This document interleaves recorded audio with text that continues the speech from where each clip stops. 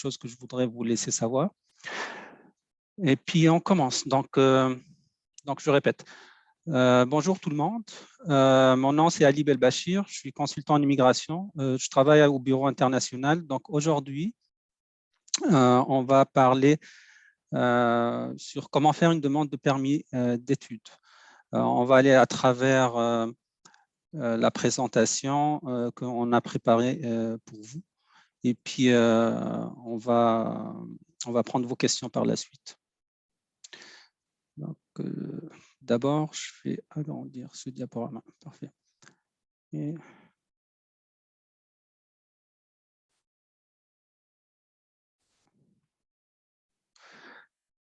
Parfait. Manel, est-ce que tu vois mon écran? Oui, c'est bon. Excellent. Donc, comment faire une demande pour un permis d'études? C'est une étape importante là, pour votre projet d'études ici à l'Université d'Ottawa. Donc, vous êtes à cette étape-là. On va passer à travers les exigences. Donc, la première chose que je voudrais vous montrer, c'est l'introduction, c'est qui nous sommes. Donc, nous sommes le bureau international et puis on est à l'intérieur du bureau, là, entre autres, on est une équipe de 3 consultants réglementés en immigration canadienne. Il y a ma collègue Alexandra McAllister, il y a ma collègue également Farah Afsaoui, puis moi-même. Nous sommes les 3 accrédités par le gouvernement canadien pour donner des conseils en matière d'immigration. Puis nous sommes spécialisés ici à l'Université d'Ottawa pour donner conseil aux étudiants internationaux. Donc, cette présentation est un tutoriel sur comment faire une demande, les bonnes pratiques, les choses à éviter et puis les choses à faire vraiment de plus là, pour renforcer une demande, la rendre la plus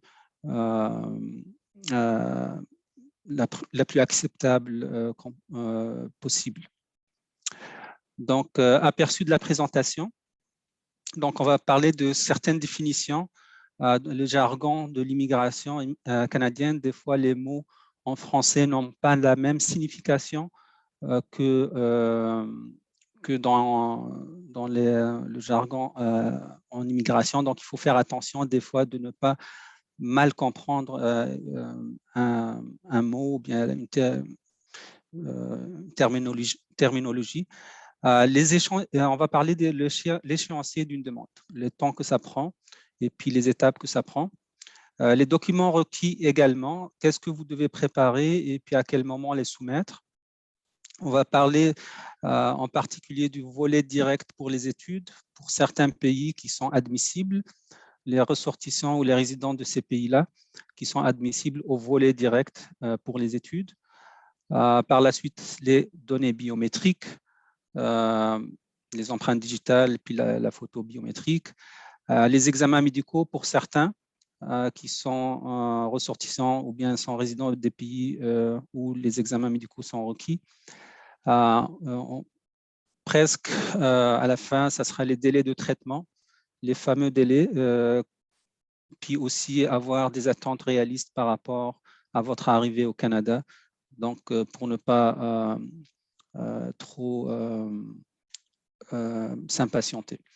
On va faire une demande, donc on va créer une demande, on va faire une demande modèle, disons, on va faire une simulation d'une demande, comme ça vous allez avoir une idée de quoi ça a l'air. Et puis les étapes par la suite, qu'est-ce qu'on doit faire une fois que la demande elle a été faite.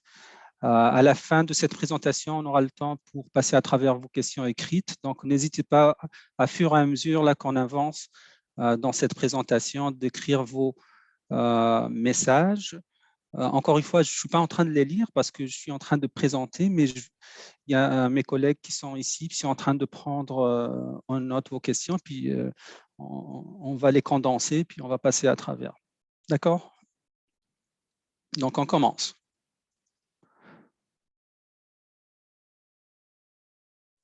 Donc, les définitions.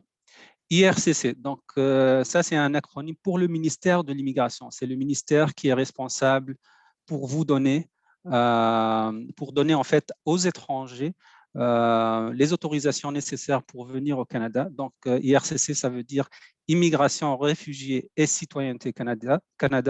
Donc, c'est un ministère qui est responsable de la gestion de l'arrivée et puis de la sortie également des ressortissants étrangers.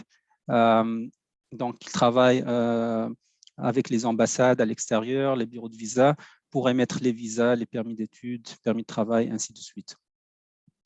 Visa de résident permanent, souvent on appelle ça VRT, donc visa résident temporaire plutôt. Puis ça, c'est le visa, donc c'est l'autocollant qu'on met sur le passeport. L'autorisation de voyage électronique, ça remplace ou bien c'est une autorisation, comme le nom le dit, c'est un numéro, en fait, pour ceux qui sont ressortissants de pays hors, qui ne sont pas des pays où il n'y a pas une obligation d'avoir un visa de résident temporaire. Donc, il y a quand même une autorisation de voyage électronique à obtenir. Et puis, on va voir de quoi ça a l'air. En permis d'études, bon, ça c'est comme le nom le dit. Permis de travail coop ou stage. Donc, ça, c'est un permis de travail qui permet de travailler en parallèle dans un emploi qui est nécessaire pour l'obtention du diplôme. C'est quoi une lettre d'introduction? Donc ça, c'est un document aussi obtenu durant le processus de la demande de permis d'études. Puis EED, ça veut dire établissement d'enseignement désigné. Dans l'université d'Ottawa est un établissement désigné. Donc on va voir c'est quoi. Une offre d'admission, donc c'est l'offre que vous avez reçue. Et puis on appelle ça lettre d'acceptation dans le jargon d'immigration.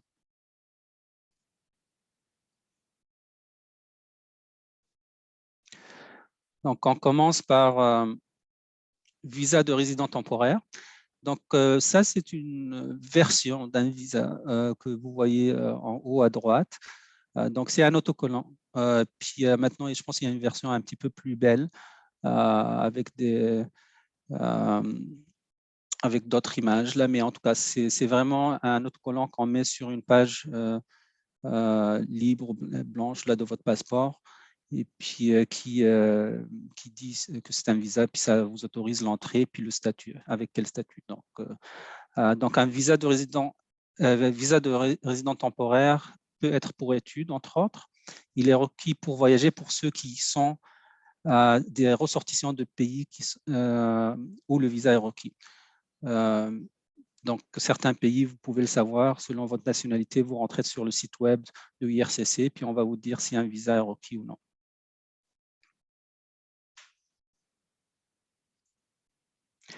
Autorisation de voyage électronique. Donc, c'est quand même plus ou moins une démarche nouvelle qui a été introduite, mais ça fait quelques années que ça existe.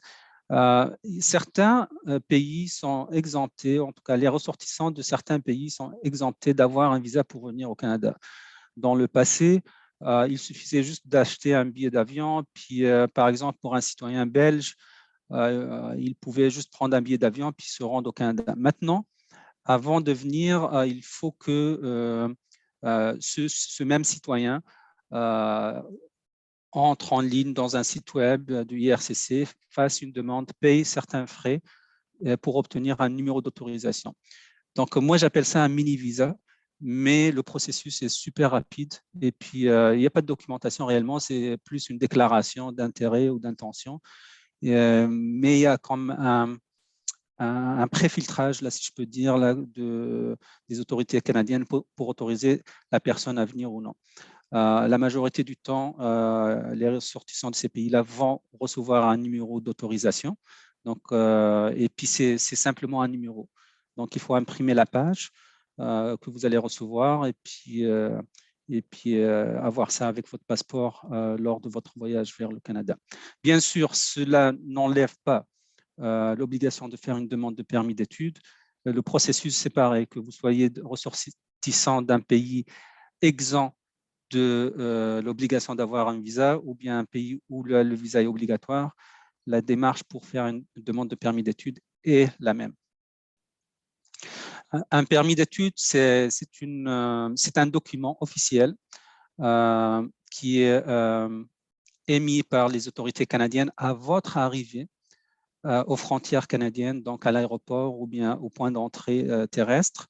Et puis, ça a l'air de ça. Donc, c'est un document sur une page comme ça, jaune, brune, qui donne les conditions de votre séjour. Ça dit c'est un permis d'études, ça vous identifie, puis ça donne aussi quelques détails sur vos études. Donc, c'est ce document qui vous donne l'autorisation d'exercer l'activité d'études ici. Donc, ça, c'est très, très important. Je vais vous le dire maintenant, puis je vais vous le répéter autant que je peux durant cette présentation. Ne sortez pas de l'aéroport sans ce document. Il faut absolument, quand vous allez quitter l'aéroport à votre arrivée, que l'agent des services frontaliers vous donne ce document. Très important de l'avoir. Permis de travail coop, pour certains étudiants qui sont admis dans des programmes coop ou bien dans des programmes où une expérience de travail est nécessaire, il faut faire une demande. En parallèle, lors de la demande de permis d'études, il faut faire une demande d'un permis de travail coop. Donc, par exemple, un étudiant qui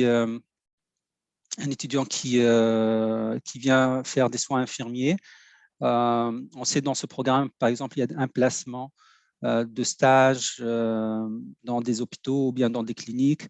Ceci constitue un travail. Donc, qu'il soit rémunéré ou non, donc il faut obtenir un permis de travail coop et puis il faut en faire la demande. Donc, je vais vous le montrer lors de la démarche, là, comment faire ça dans la déclaration, dans la demande de permis d'études. Donc, mais ce n'est pas pour tout le monde. Donc, certains étudiants n'ont pas besoin de le faire parce que leur programme n'est pas coop, ou bien il n'y a pas une composante de travail dans leur programme, ou bien certains étudiants ne sont pas tout de suite admis dans l'option coop, dans leur programme. Par exemple, quelqu'un peut être admis en biologie, mais il va falloir qu'il passe une année ici pour pouvoir faire la demande pour être admis dans l'option coop. Donc, à moins que votre programme spécifiquement dit qu'il y a une composante de stage ou coop, là, vous pouvez faire la demande dès le départ. Donc, également, ce document est un document officiel. Il est imprimé séparément du permis d'études. À votre arrivée, vous devez absolument le demander et vous devez l'obtenir. L'agent des services frontaliers devrait normalement vous le donner. Et puis, ça donne l'autorisation de travailler dans les programmes coop. Une lettre d'introduction. Donc, une fois que la demande est soumise, puis qu'elle est approuvée, donc vous allez recevoir cette lettre. Donc, cette lettre, elle donne les détails. Donc, d'abord, ça vous dit félicitations, votre demande a été approuvée. Imprimez cette lettre. La lettre elle-même, l'agent dans cette lettre vous le dit. Imprimez cette lettre, elle est importante. Ça donne les conditions de votre entrée. Donc, il faut présenter cette lettre à l'agent des services frontaliers. Il y a un code barre. Ça va permettre de retracer le dossier dans le système interne d'immigration Canada à votre arrivée. Et je reviens sur cette lettre. Souvent, dans cette lettre-là, pour les ressortissants des pays exempts de visa, donc ceux qui ont besoin d'une AVE, donc autorisation de voyage électronique, vous allez trouver aussi votre numéro de AVE. Donc, c'est juste simplement un numéro, le AVE. Puis, ce numéro-là, il est valide pour la durée de votre passeport. Donc, prenez note de ce numéro-là. Vous en aurez besoin lors des voyages. Donc, qui doit faire une demande de permis d'études? La demande de permis d'études doit se faire possiblement, probablement par tous les étrangers. Il y a quelques exceptions. Donc, si vous êtes citoyen étranger, vous n'êtes pas canadien, pas résident permanent, bien sûr, ou vous n'avez pas un statut autochtone ici, vous devez avoir l'autorisation de rentrer au Canada pour faire des études. Donc, je dirais dans 95% des étudiants, il faut faire cette demande-là, à moins que vous soyez vous-même un diplomate qui est a une mission au Canada ou bien un membre de la famille de ce diplomate-là. Donc, si vous êtes ici à titre diplomatique, vous n'avez pas besoin d'avoir un permis d'études pour étudier. Vous êtes exempté. Donc, il y a quelques exceptions, mais la majorité du temps, tout le monde qui veut étudier au Canada doit faire une demande.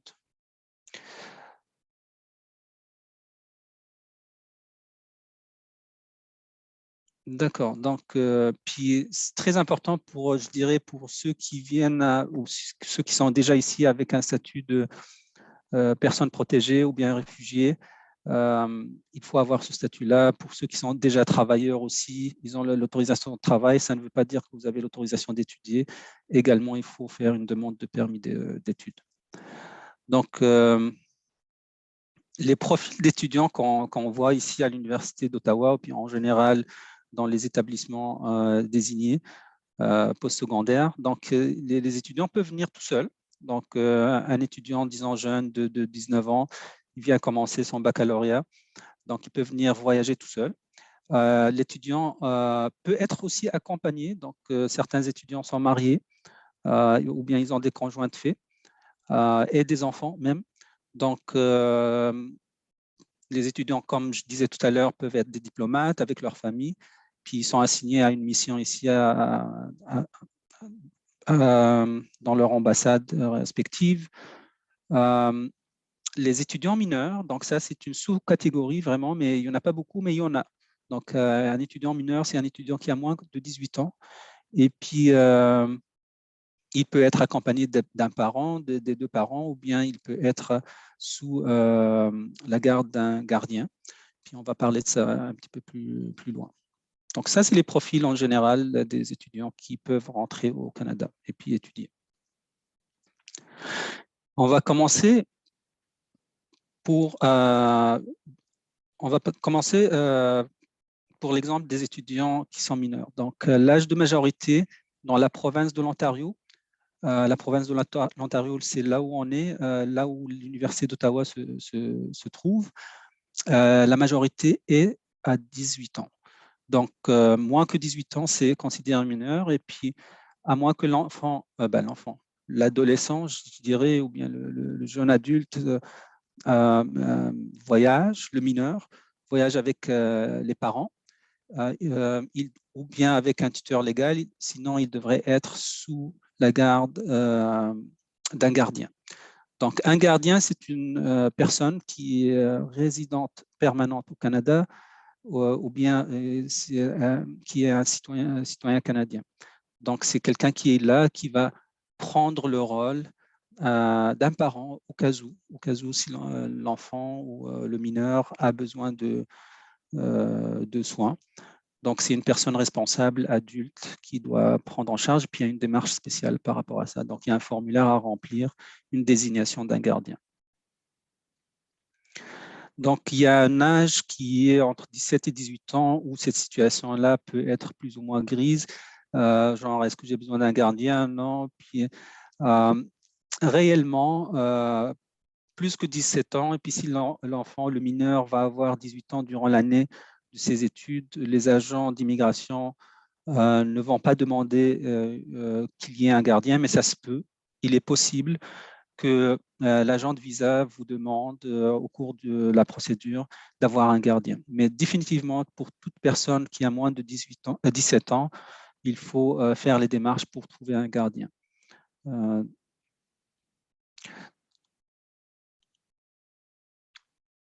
Puis juste pour vous donner un contexte, on parle vraiment, on assume que le mineur, il est responsable, c'est quelqu'un qui peut aller à l'école ou bien à l'université, puis prendre soin de lui-même. Cependant, si jamais il y a une urgence, là, disons qu'il y a un accident, puis il y a une hospitalisation et tout ça, ça prend un adulte qui prend des décisions. Donc, c'est vraiment dans ce rôle-là que le rôle d'un gardien rentre. Il faut que le gardien soit quelqu'un qui est local, qui est présent, qui est disponible, et puis qui finalement va faire le lien entre les parents et puis le mineur pour que tout se déroule bien si jamais il y a un pépin, si jamais il y a des problèmes. Donc, c'est ça vraiment le rôle d'un gardien. Donc, l'Université d'Ottawa ne vous représentera pas, donc on ne peut pas être un gardien pour vous. Donc, il faudra vraiment chercher quelqu'un qui vit dans la communauté. Il y a des organismes qui le font. Et puis, ils sont payés pour le faire. Et puis, eux, ils désignent des citoyens ou bien des résidents permanents qui sont bénévoles ou bien qui sont payés pour le faire. Donc, il faut trouver quelqu'un ou bien un organisme qui va faire le rôle de gardien. Mais nous, à l'Université d'Ottawa, on ne peut pas être votre gardien durant vos études. On est l'institution qui vous donne l'enseignement, c'est tout. On ne fait pas de live, on ne fait pas de transcription. Donc, vous pouvez consulter par rapport à cette question-là le lien ici. Et puis, si vous avez des questions, bien sûr, vous pouvez nous écrire et puis on va vous donner l'information nécessaire. Fausse déclaration. Donc, je commencerai par dire que l'administration canadienne, en général, on assume que ce que vous écrivez, c'est la vérité. Donc, et puis, en fait, vous avez une seule chance, là, vraiment, de montrer votre bonne foi. Donc, faites vraiment attention aux formulaires, aux questions, comment ils sont posés. Si vous ne comprenez pas, si vous n'êtes pas sûr de les comprendre, venez nous voir. On a des séances d'information qui sont là pour aider les étudiants internationaux. Mais n'assumez rien. Vraiment, il ne faut pas assumer que peut-être que l'agent va comprendre ci ou ça. Il faut vraiment être le plus clair et précis dans votre démarche, dans vos déclarations. Et si jamais il y a une information qui est incomplète ou bien une information qui est fausse, que ce soit intentionnel ou bien que ce soit une erreur, c'est considéré comme une fausse déclaration. Et puis, donc, ceci est une fraude dans un langage plus clair. Donc, ceci est considéré comme une fraude. Et puis, les enjeux sont vraiment énormes. Là. Donc, il y aura une interdiction entre 2 à 5 ans du territoire canadien et voire même des conséquences avec d'autres pays qui collaborent avec le Canada, comme les États-Unis. Donc, une interdiction de territoire du Canada va engendrer nécessairement une interdiction de visa des États-Unis. Donc, faites vraiment attention pour tout divulguer. Si jamais il y a quelque chose qui vous dérange dans votre demande, il y a vraiment un souci que ça vous fait de la peine de déclarer, venez nous parler. Il y a une manière de présenter les choses. Donc, par exemple, vous avez fait une demande pour aller en Belgique, et puis cette demande de visa a été refusée, et puis ça fait 4 ans.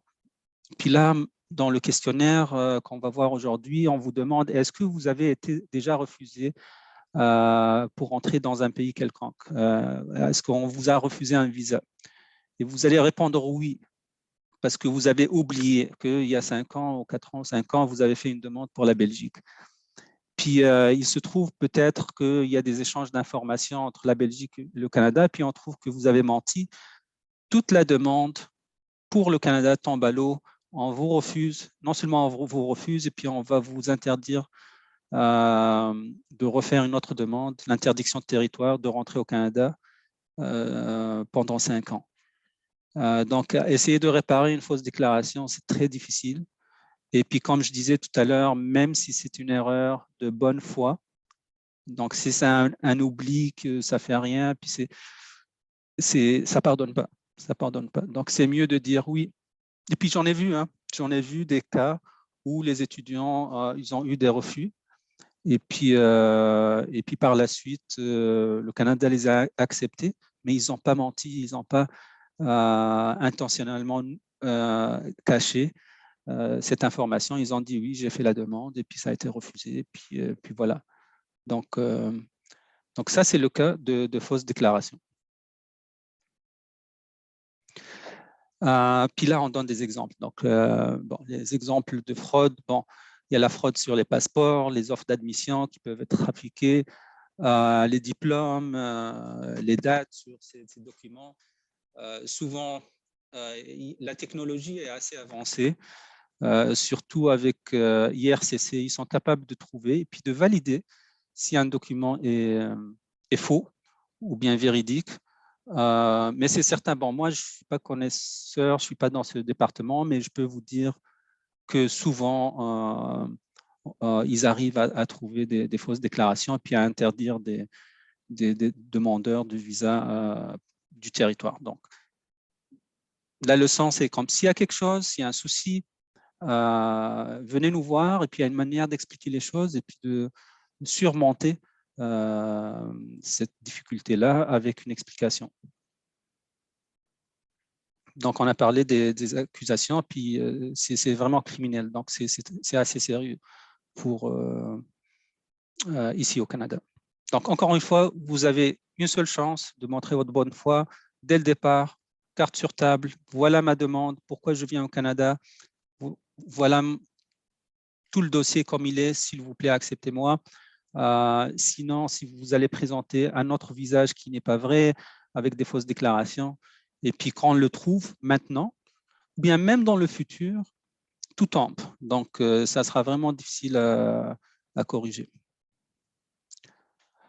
Quand est-ce qu'on doit faire une demande? Donc, nous, à l'université ici, on vous émet une offre d'admission. Donc, à IRCC, on appelle ça lettre d'acceptation. Aussitôt que vous recevez cette lettre-là, s'il vous plaît, faites votre demande. Ne tardez pas, n'attendez pas. Faites le nécessaire pour avoir la documentation qu'il faut et puis de soumettre la demande le plus tôt possible. Pourquoi? Justement parce qu'il y a beaucoup de délais. Il y a des retards incroyables. Vraiment, là, c'est comme... Et ça a été accentué maintenant avec la pandémie.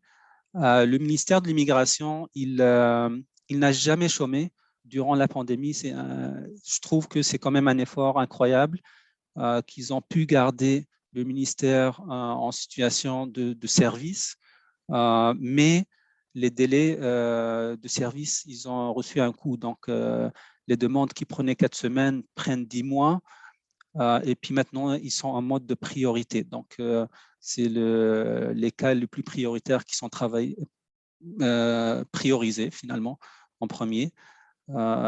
Mais le ministère continue à travailler les demandes. C'est pour ça qu'il faut soumettre la demande le plus tôt possible dès que vous recevez votre offre d'admission. Comment faire une demande? Comment postuler? Donc, tout se fait en ligne. 99% des cas en ligne. En fait, moi, ce que j'ai vu dans les 2 dernières années, c'est 100% des cas.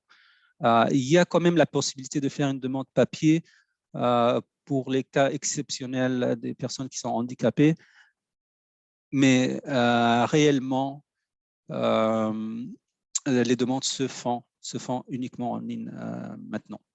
Donc, jusqu'à nouvel ordre. Donc, il faut avoir un compte. Donc, comment créer un compte? On a une vidéo qui est publiée sur notre page YouTube. Comment créer un compte IRCC, comment avoir une clé GC, tout ça, elle est bien expliquée. Ça a été fait par l'équipe des mentors. C'est vraiment bien fait. Donc, vous pouvez voir ces vidéos-là pour comment créer un compte IRCC puis une clé GC dans une vidéo séparée. Donc, on ne va pas faire la démonstration ici. Puis ce compte-là, c'est votre compte ou bien votre portail, si je peux dire, unique. Ça vous appartient à vous. Et puis, vous pouvez le réutiliser pour plusieurs démarches. Et puis, vous pouvez l'utiliser évidemment pour faire une demande avec les membres de votre famille.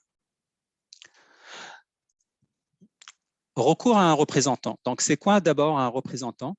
Un représentant, c'est une personne autorisée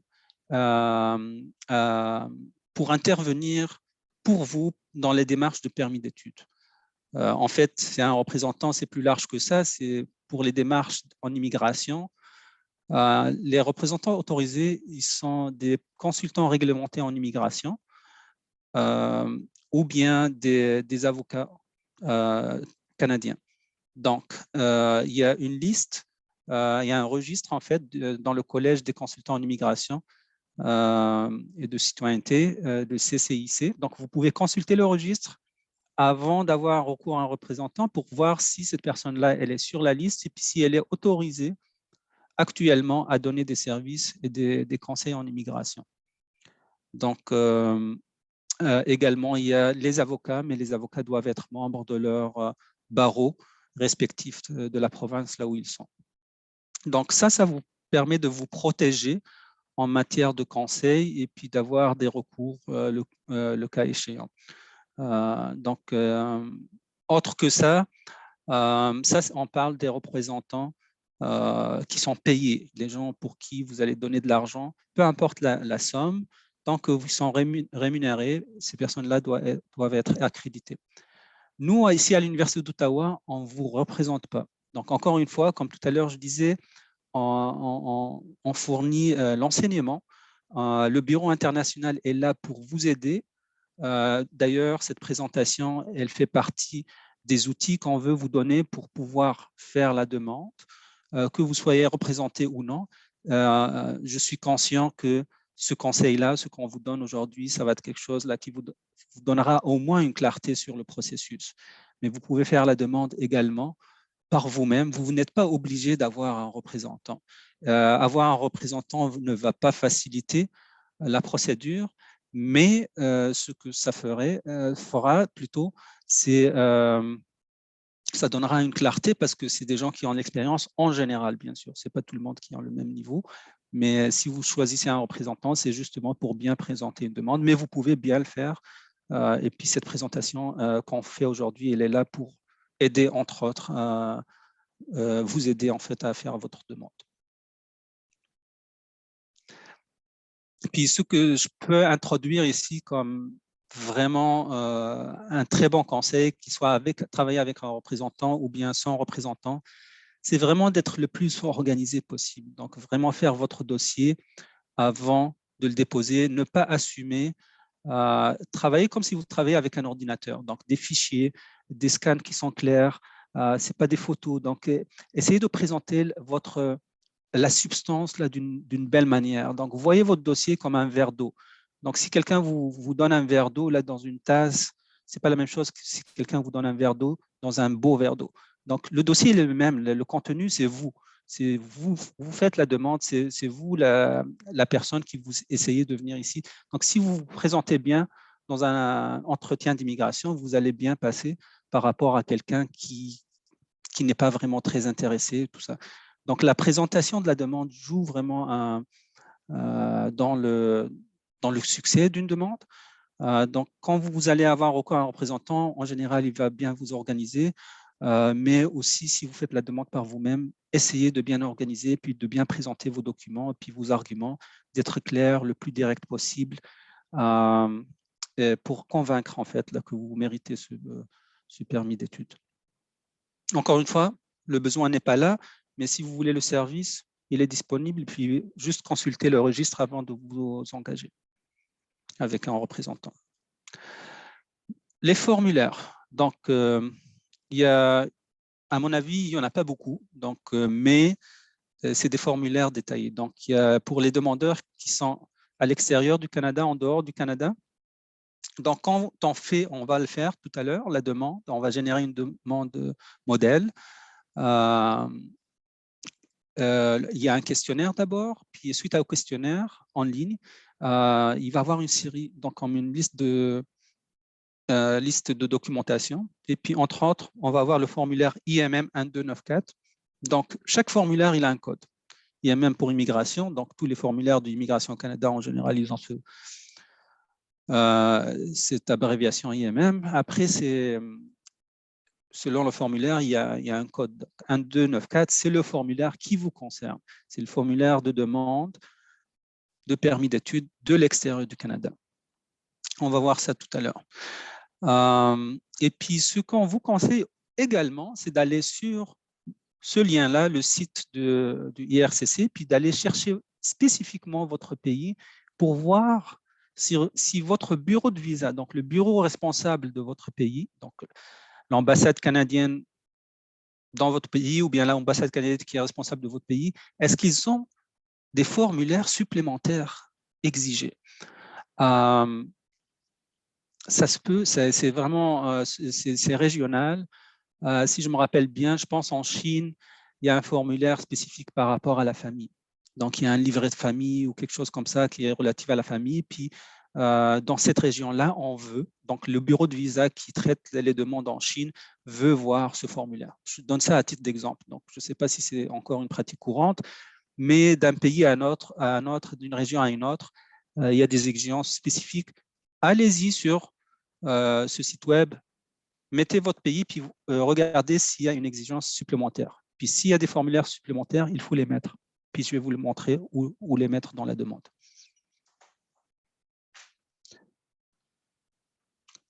Donc, les formulaires obligatoires sont générés une fois que le questionnaire est complété. Donc, le questionnaire, c'est une série de questions que le logiciel de IRCC nous pose. Et puis, ça, c'est des formulaires qui sont communs pour toutes les demandes. Donc, de l'intérieur du Canada, donc pas en dehors du Canada, de l'intérieur du Canada, le nom du formulaire change. Ce n'est plus IMM 1294, c'est IMM 5709. Certaines personnes sont physiquement au Canada et certaines personnes qui sont au Canada avec un statut particulier ont le droit de faire la demande au Canada. Ce n'est pas tout le monde qui est au Canada qui a le droit de faire la demande de l'intérieur du Canada, mais des personnes comme des travailleurs, des gens qui sont ici avec un permis de travail puis qui veulent étudier en parallèle ou bien continuer leur séjour comme étudiants, ils peuvent utiliser la demande de l'intérieur du Canada avec ce formulaire-là. Donc, ça, c'est la petite nuance. Donc, c'est sur quelle base on évalue les demandes de permis d'études? Bon, la présentation, comme je vous l'ai dit tout à l'heure, l'apparence, si on veut, mais aussi le contenu. Donc, l'agent du visa, le plus important pour l'agent, c'est de voir la crédibilité du dossier. Est-ce que la personne est sérieuse dans sa démarche? Est-ce que cette personne-là est de bonne foi? Donc, ça, c'est le critère numéro 1.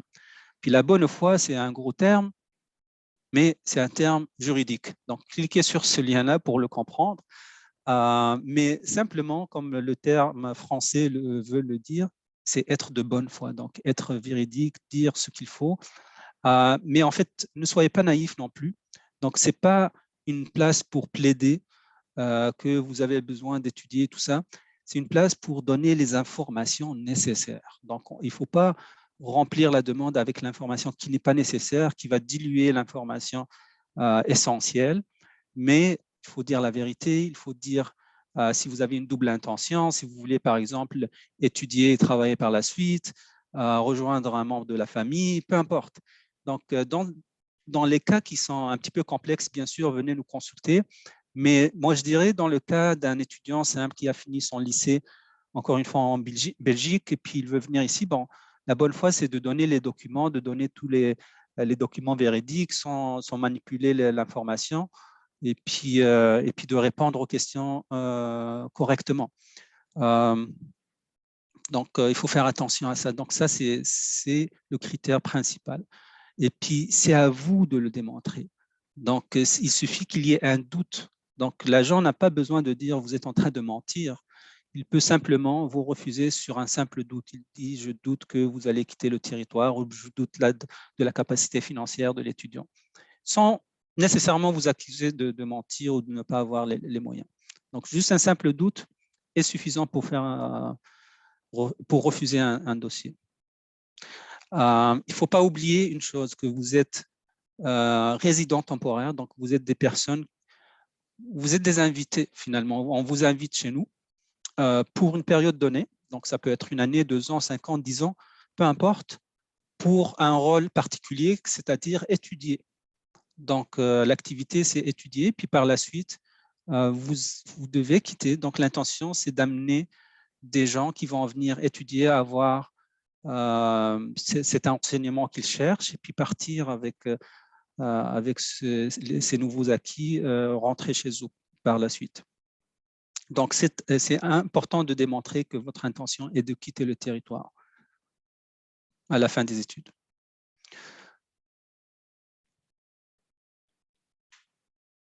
Les pièces justificatives. Donc, on continue sur l'évaluation des demandes de permis d'études. Donc, on va vous montrer un exemple. On va vous donner en fait parmi les documents pour vous préparer un exemple comment faire un plan d'études. Mais il faut avoir un but pour les études. Pourquoi vous entreprenez ces études-là? Pourquoi vous payez tant d'argent pour étudier et puis vous sacrifiez aussi une partie de votre vie, là, 2 ans, 3 ans, 4 ans pour ce projet-là. Donc, il faut donner l'intention, le but derrière ces études-là. Pourquoi? C'est quoi la valeur ajoutée que ces études-là vont vous donner? Et pourquoi le Canada et encore plus pourquoi l'Université d'Ottawa? Et pourquoi le programme particulièrement? Donc, il y a beaucoup de pourquoi et puis à ces pourquoi-là, il faut donner des réponses. Et puis ces réponses-là doivent être convaincantes. Par la suite, vous devez avoir les moyens pour le faire. Donc, est-ce que vous êtes capable de financer ces études-là? Qui va le faire? Et cette personne-là, est-ce qu'elle a la motivation réellement de le faire? Donc, si c'est vos parents qui vous financent, traditionnellement, ça passe très bien parce que tout le monde sait que les parents veulent vraiment aider leurs enfants. Mais si c'est un cousin éloigné qui veut le faire, le lien de sang, là, disons, là, il est moins fort là, que celui d'un parent. Donc, c'est là qu'il faut expliquer plus que réellement le cousin va vraiment aider. Et puis prouver que c'est un cousin, finalement, que ce n'est pas un ami. Donc, il faut avoir les moyens, il faut avoir la preuve que ces moyens-là vont être disponibles pour vous, pour vos études. Donc, les liens dans le pays d'origine, il est très important. Donc, les liens comme, par exemple, avoir des propriétés, avoir une famille, avoir un travail qui vous attend. Donc, tout ce qui vous tient à votre pays d'origine, tout ce qui vous ramènerait à retourner chez vous va être considéré dans l'évaluation de votre permis d'études. Et puis, des fois, il n'y a malheureusement rien que vous puissiez faire parce que les statistiques, là, elles sont là. Donc, certains gens qui viennent de certains pays, les statistiques démontrent que ces gens-là ne rentrent pas. On va dire 70% de ces gens-là finissent à s'expatrier là, ailleurs que chez eux. Puis malheureusement, il n'y a rien que vous puissiez faire. Par contre, particulièrement à vous, vous pouvez dire, ben, moi, je laisse mon époux, puis mes enfants, puis je viens étudier une maîtrise ici pendant 2 ans et je reviens chez moi parce que j'ai ma famille, ma petite famille, mais aussi ma famille élargie, mes parents, et j'ai mon travail qui m'attend. Donc ça, c'est un lien qui est fort, qui démontre que vous êtes toujours attaché à votre pays. Mais si vous n'avez rien, puis c'est réellement, ça arrive souvent aux jeunes étudiants malheureusement, parce que vous finissez le lycée, généralement les gens ne sont pas mariés, ils n'ont pas de liens familiaux, puis il n'y a pas vraiment non plus là d'immeubles ou en tout cas de biens. Donc c'est difficile à cet âge-là de dire j'ai des attaches, alors que vous êtes vraiment encore jeune et puis vous n'avez pas encore fini vos études. Donc tout est relatif, mais ça joue vraiment dans la balance là pour accepter ou refuser. Et puis comme je vous dis, malheureusement, des fois, ça ne revient pas à vous, c'est juste la situation du pays fait que de ce côté-là, vous allez être pas avantagé. Donc, il y a une manière de jouer avec ça, donc de montrer par exemple, si quelqu'un va étudier je dirais un exemple, génie électrique dans un pays où les gens qui sont diplômés de ce programme-là, ils ne sont pas beaucoup. Donc, on peut dire, bon, mon pays a besoin de ce type de main-d'œuvre, et puis à mon retour, il y a plus d'opportunités de poste. Tu fais un petit peu de recherche par rapport au taux de chômage et puis à l'employabilité sur place chez vous. Et puis là, tu peux démontrer qu'à votre retour, vous allez avoir une chance d'être recruté localement chez vous. Donc ça peut jouer positivement là, pour démontrer votre retour au pays. Donc tout ça tourne autour de la probabilité de quitter le territoire, de quitter le Canada à la fin de votre séjour. Donc il faut avoir l'intention de venir ici, le but, est-ce que ça fait du sens? L'investissement en temps et en argent, ça fait du sens? Est-ce que tu as les moyens? Vous avez les moyens pour le faire? Et puis par la suite, est-ce qu'il y a une raison pour laquelle ça va qui va vous ramener chez vous? Donc, plutôt que vous allez être plus, avoir plus envie de rester ici.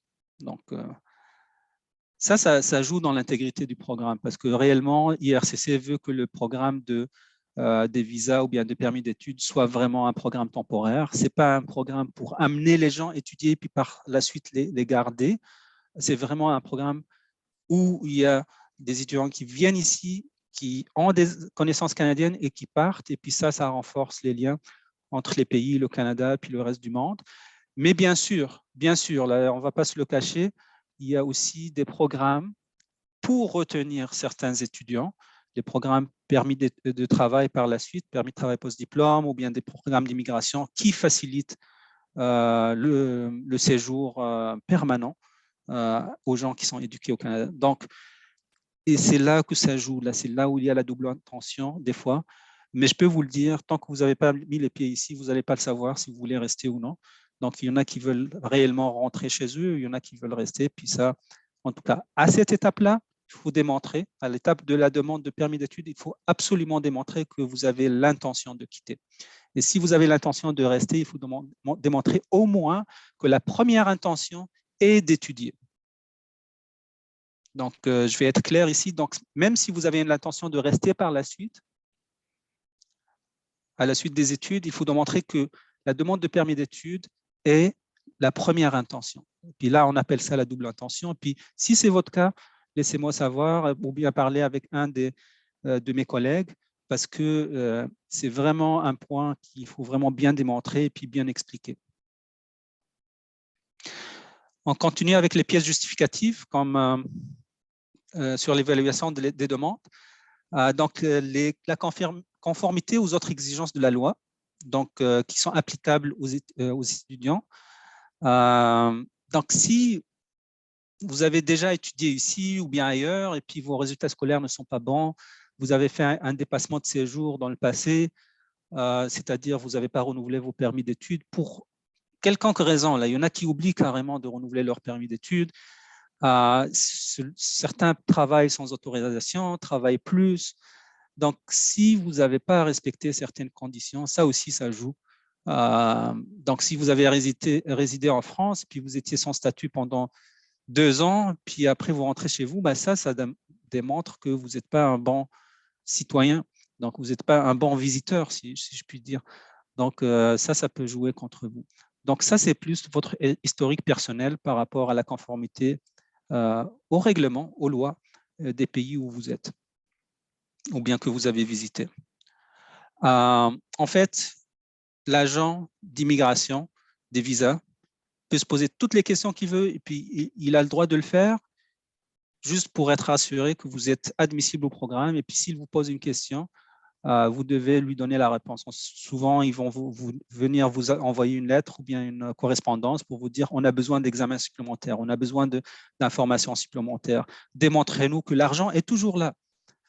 J'ai vu que vous avez 50 000 $ en banque, mais je ne suis pas certain de l'origine. Donc, donnez-moi plus de détails.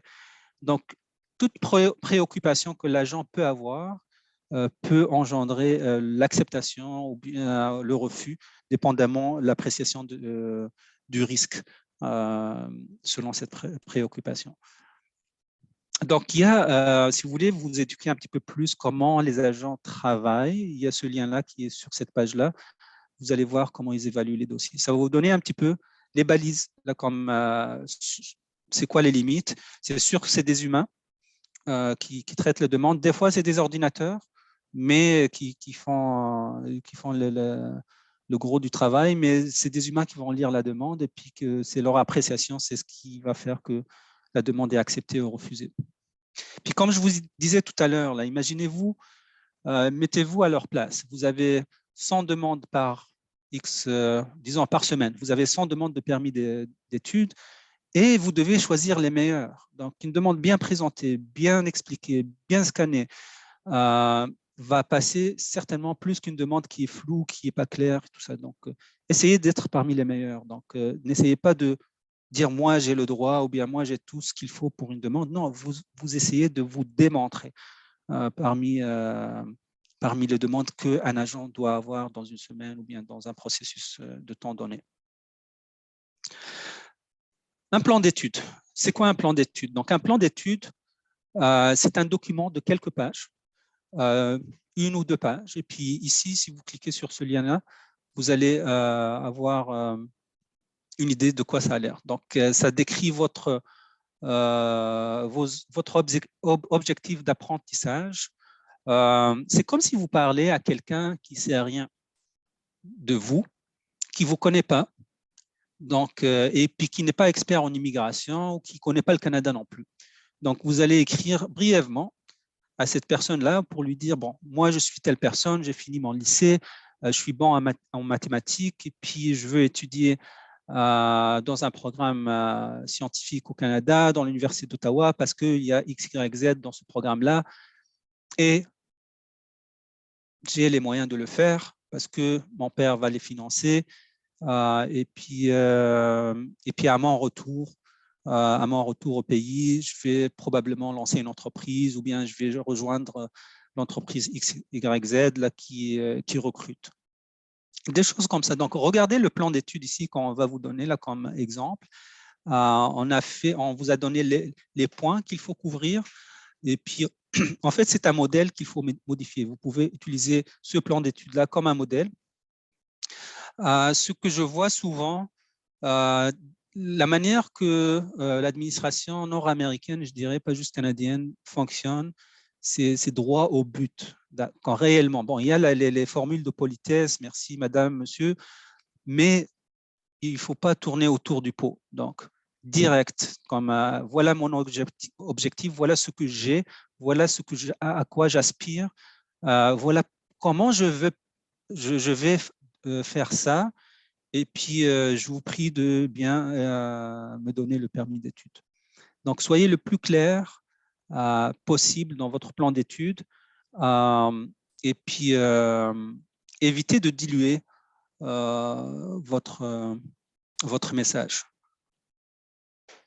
Donc, de quoi on parle dans un plan d'études? Donc, le but de la demande, les raisons à pourquoi vous faites des études. Donc, comme je disais tout à l'heure, pourquoi l'Université d'Ottawa en particulier? Pourquoi le Canada? Et pourquoi l'extérieur de chez vous? Peut-être chez vous, vous avez des universités qui sont bonnes et tout ça. Donc, qu'est-ce que vous cherchez réellement? Il y a des étudiants qui veulent vraiment étudier à l'étranger parce que ça aide à avoir du réseautage, entre autres. Donc, avoir des amis de partout dans le monde. Donc, c'est comme un hub là, quand vous venez ici. Là, donc, vous allez créer votre réseau à un âge qui est jeune. Et puis, quand chacun va rentrer, ça va permettre que si vous étiez, par exemple, dans un programme de commerce, vous connaissez des gens qui vont être en Chine, des gens qui vont être en Afrique du Sud. Ça crée des liens. Puis vous allez connaître bien sûr des gens qui sont canadiens. Ça fait différent d'étudier dans son pays, puis ainsi de suite. Donc, le but de la visite, pourquoi ce programme-là, qu'est-ce qu'il a de particulier? Puis on a vraiment beaucoup de bons programmes, mais chaque université, bien sûr, se distingue. Là. On est parmi les meilleures universités au Canada, mais chaque université a sa particularité. Donc, il faut vraiment étudier votre programme spécifiquement pour voir ce que ce programme offre. Et puis, des fois, même ce que les chercheurs ou bien les professeurs dans ce programme font. Parce que des fois, il y a accès à des laboratoires spécifiques qui font des études spécifiques, puis c'est ça qui vous intéresse. Donc, il faut vraiment voir, jauger, montrer que vous avez fait votre recherche pour investir cet argent-là et votre temps, bien sûr, pour venir ici. C'est ça. Puis, il y a aussi la progression dans les études. Des fois, c'est très important, puis je le vois de temps en temps, des gens qui sont qualifiés, donc ils ont le niveau déjà dans le domaine, et il faut montrer à l'agent que vous êtes en train de chercher une éducation supplémentaire. Donc, si vous êtes déjà ingénieur en génie électrique et puis vous voulez faire un autre baccalauréat en génie électrique, ce n'est pas une progression. Les concepts de base sont pareils. Peut-être que la pratique du génie en Amérique du Nord elle est différente de la pratique du génie en France, mais pourquoi vous êtes en train de refaire le même niveau? Donc, normalement, la progression, ça serait d'aller chercher un certificat complémentaire ou bien peut-être une maîtrise ou un doctorat. Donc, avancer dans les études, acquérir quelque chose de nouveau, apprendre. Donc, c'est ça qu'il faut démontrer, que vous êtes ici en train d'apprendre et puis vraiment de bien aimer vos cours. Là. Donc, à la fin, vous êtes en train de payer pour quelque chose que non seulement vous devez apprécier, vous devez mettre l'effort pour gagner cette connaissance-là, puis démontrer que ces connaissances-là ont été acquises par vous. Donc, ce n'est pas juste remâcher quelque chose que vous avez déjà appris dans le passé chez vous. Donc, il faut montrer la progression dans la carrière et puis dans les études avec ce que vous allez faire ici. Donc, il doit avoir une continuation logique. Des fois, il y a un changement de carrière, puis bonne chance, là, s'il y a un changement de carrière, il faut vraiment bien travailler ce dossier-là, si c'est le cas, parce que vous avez le droit de le faire, puis ça se fait très souvent, surtout ici en Amérique du Nord, les changements de carrière, mais il faut vraiment bien expliquer pourquoi vous le faites et puis c'est quoi les bienfaits de ce changement de carrière. Et puis, on continue dans le plan d'études. Donc, qu'est-ce que vous prévoyez faire après les études? Donc, le retour sur l'investissement, en fait, là, après avoir dépensé cet argent-là, puis ces études, puis cet effort-là, l'expatriation, ce qui est toute une expérience en passant, qu'est-ce que cela va vous donner? Donc, l'expérience de vivre au Canada, certains de réseauter, oui, est-ce qu'un diplôme canadien a plus de valeur? Est-ce que ça va vous permettre d'avoir accès à des jobs qui sont plus payés, plus rémunérés dans votre pays ou ailleurs? Donc, tout ça, l'employabilité qui est numéro un en général comme raison, mais aussi avoir des nouvelles connaissances et puis transmettre ces connaissances aussi par la suite chez vous. Donc, le gain de ces études, finalement, qu'est-ce que vous allez gagner après ces études? Donc, le lien avec votre pays d'origine, on en a parlé brièvement tout à l'heure. Donc, les liens, vraiment, c'est les liens familiaux. Donc, on parle de la petite famille, donc conjoint, conjointe, époux, épouse, et enfants. Donc, ça, c'est la petite famille nucléaire. Mais aussi la famille élargie, donc les frères et sœurs, donc les parents, les ascendants, et puis les cousins, cousines, et puis tout ça. Donc, plus que votre famille elle est établie chez vous, puis que, disons, si votre famille, toute la famille elle est en Belgique, puis vous avez personne au Canada, c'est sûr que les liens familiaux, la balance de la famille, elle est en Belgique. Mais si vous êtes le dernier de la famille, puis toute la famille de Belgique, elle est déjà installée au Canada, en fait, ça va jouer contre vous, le fait qu'ils sont déjà là, puis qu'ils sont canadiens ou bien qu'ils sont résidents permanents. Donc, c'est là où l'agent doit voir que la balance du lien familial, elle est à l'extérieur du pays, à l'extérieur du Canada.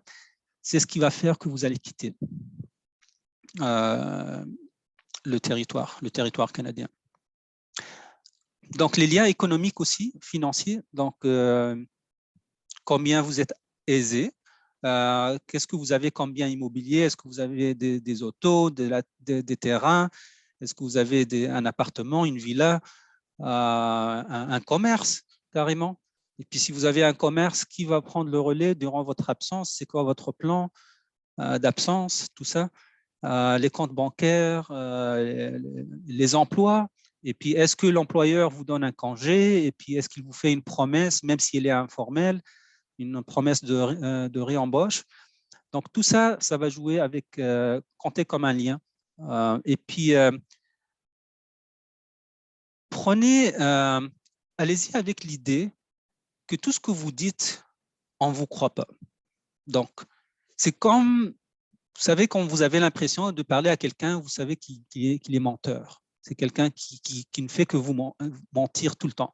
Donc, Travaillez votre dossier comme si quelqu'un vous regarde et puis vous dit « oui, je pense que vous êtes en train de me mentir ». Donc, pourquoi je vous dis ça? Ce n'est pas parce qu'il ne pense pas que vous ne dites pas la vérité, mais prouvez chaque point.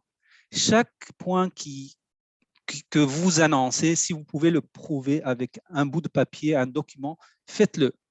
Donc, si vous dites « moi, j'ai un appartement », montrez que vous avez des documents de propriété. Si vous dites « j'ai un bout de terrain que je loue pour l'agriculture », montrez que vous avez ce bout de terrain-là.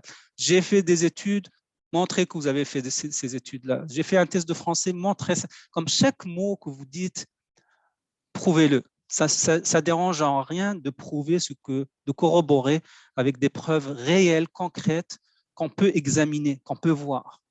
Donc, allez-y sur la base qu'on ne vous croit pas, jusqu'à preuve du contraire, et vous allez prouver le contraire en démontrant ça avec des preuves.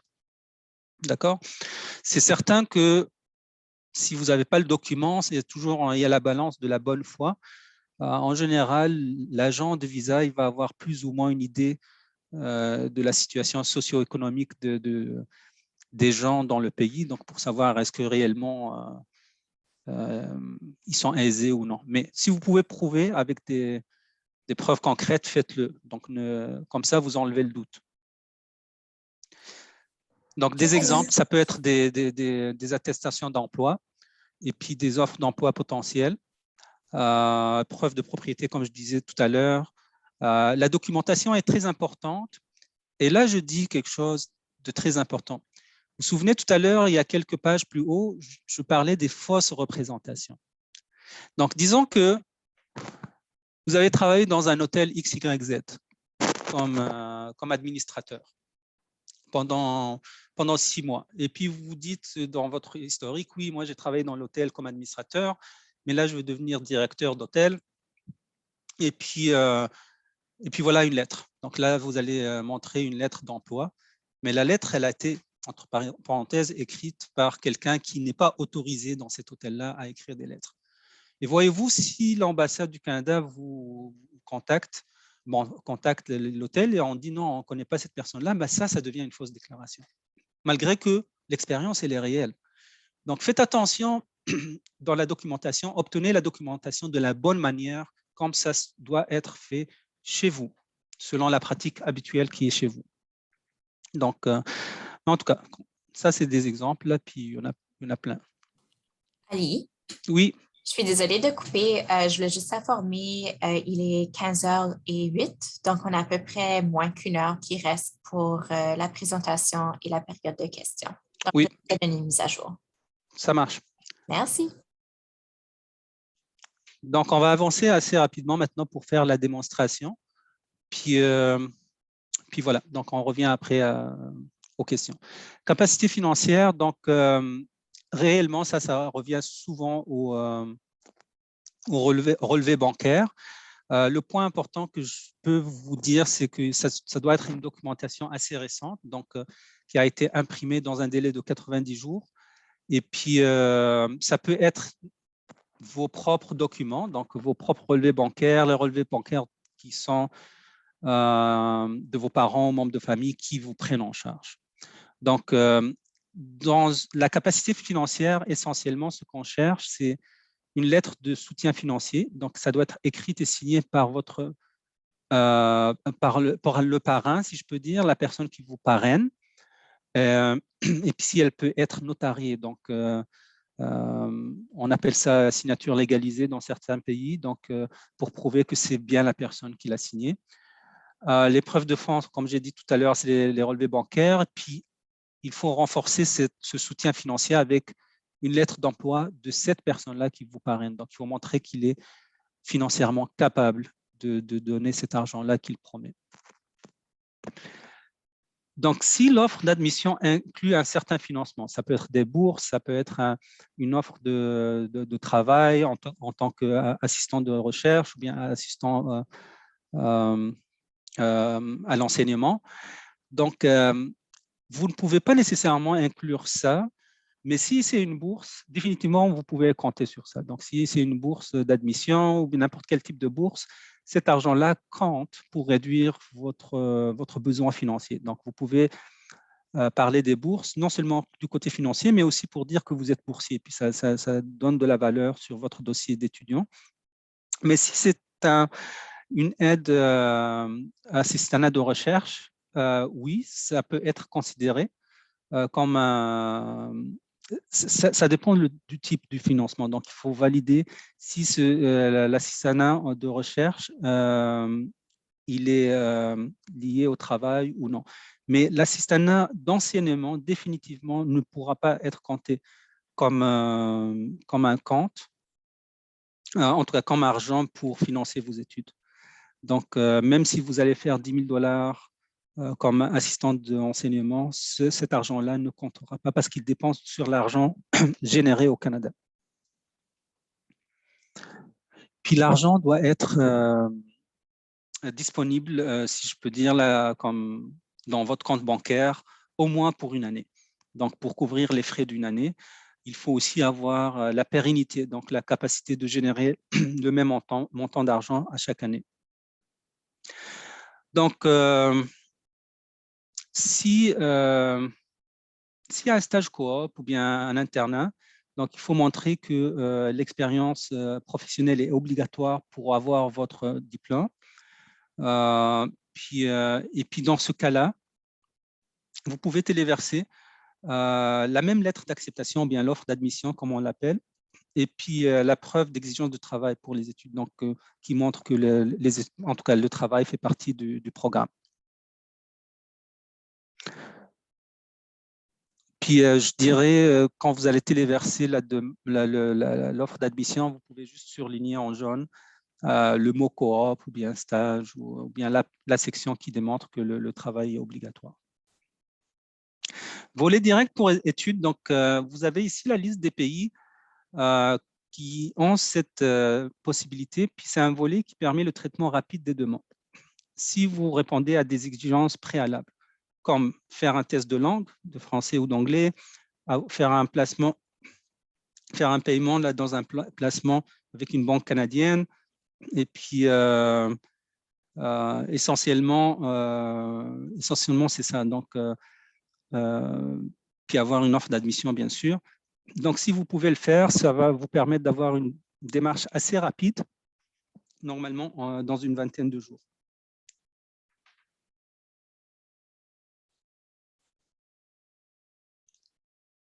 Je reviens. Donc, à cause de la pandémie, ça arrive des fois qu'il y a des documents qui manquent. Et puis, comme je vous disais tout à l'heure, il faut soumettre la demande le plus tôt possible. Donc, si jamais il y a des documents qui sont manquants, vous pouvez expliquer ça puis dans la demande originale et puis le faire rajouter par la suite avec un formulaire web de IRCC. Donc, ça, c'est une démarche là, qui se fait régulièrement, mais c'est toujours mieux de faire une demande la plus complète possible. Mais si il y a une situation où un document va tarder, c'est mieux de déposer la demande de permis d'études et puis expliquer dans la section spécifique que ce document-là va être rajouté. Mais il y a quand même une possibilité de refus dans ces cas-là.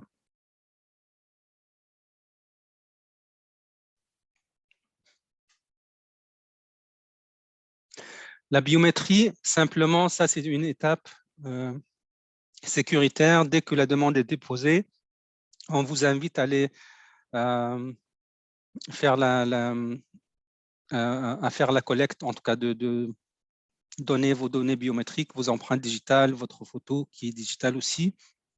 Donc, dans des centres spécifiques, les données biométriques sont valides pendant 10 ans. Donc, si ça a déjà été fait dans le passé, vous n'avez pas besoin de le faire. Puis, si vous le faites aujourd'hui, ça sera valide pour un 10 ans pour les autres démarches dans le futur. Donc, vous allez recevoir une invitation, une lettre pour les données biométriques. Avec cette lettre-là, vous allez au centre spécifique et vous allez donner vos empreintes digitales et puis ils vont prendre votre photo également. Si vous êtes physiquement au Canada, vous n'avez pas besoin de le faire pour le moment. Et puis, parce que les centres de collecte biométrique sont fermés, mais autrement, il va falloir le faire. Les examens médicaux, plusieurs situations, ou bien vous êtes dans un pays qui qui est désigné où les examens médicaux sont nécessaires. Sinon, si vous travaillez dans un de ces domaines-là, vous devez le faire également.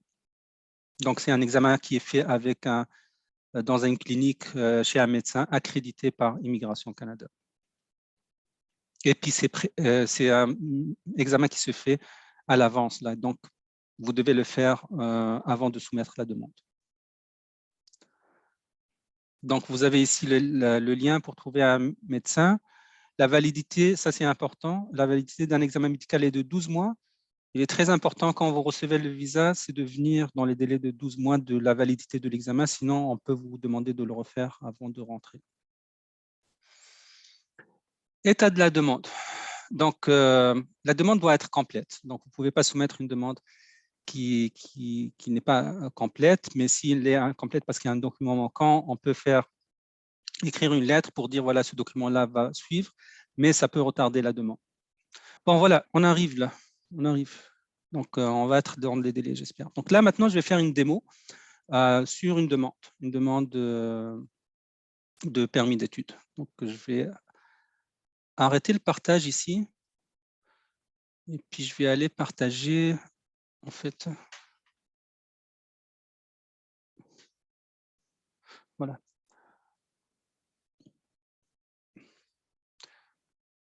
Donc, comme je disais tout à l'heure, vous devez avoir une clé GC et puis également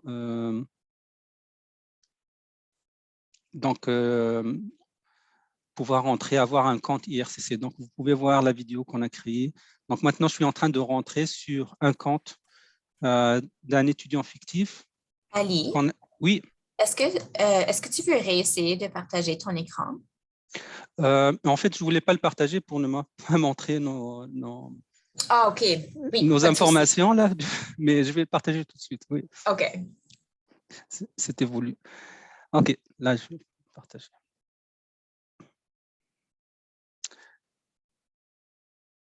Bon, même si je le partageais, ce n'était pas grand-chose, là, mais c'est vraiment un démo, donc, qui s'appelle démo BI, Bureau international. Donc, on rentre ici. Donc, dans le compte est déjà créé à l'avance, mais vous devez le faire le vôtre aussi. Les conditions, les lits, bon, c'est en anglais en plus. On va changer de langue.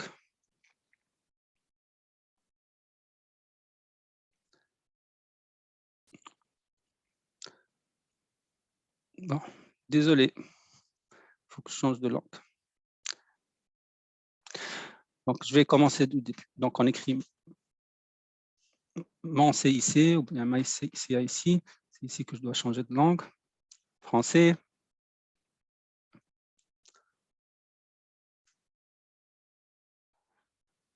Donc, on rentre avec une clé GC. Et voilà, je suis dedans. Oups. Le site web est plein.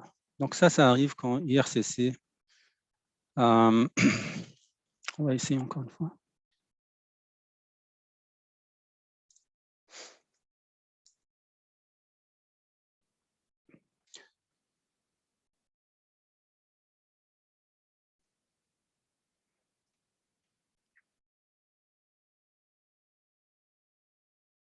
Ouvrir une session.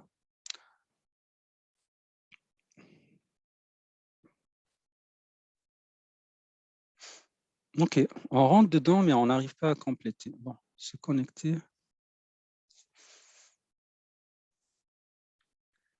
Non, OK. Ce que je vais faire, pour ne pas perdre du temps, je vais aller directement au formulaire et puis après, je vais essayer de reconnecter parce qu'au moins, on gagne cette partie-là. Voilà, donc je vais faire les choses à l'envers, mais malheureusement, le site web de IRCC, puis ça arrive, puis ça, c'est un exemple, il est saturé. Donc, ce que je vais faire, je vais partager les PDF.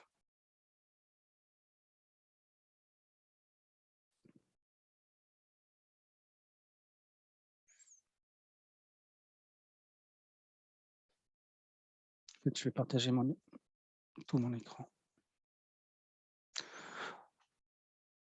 OK. Donc, mes formulaires, ils sont là. Je les ai téléchargés tout à l'heure.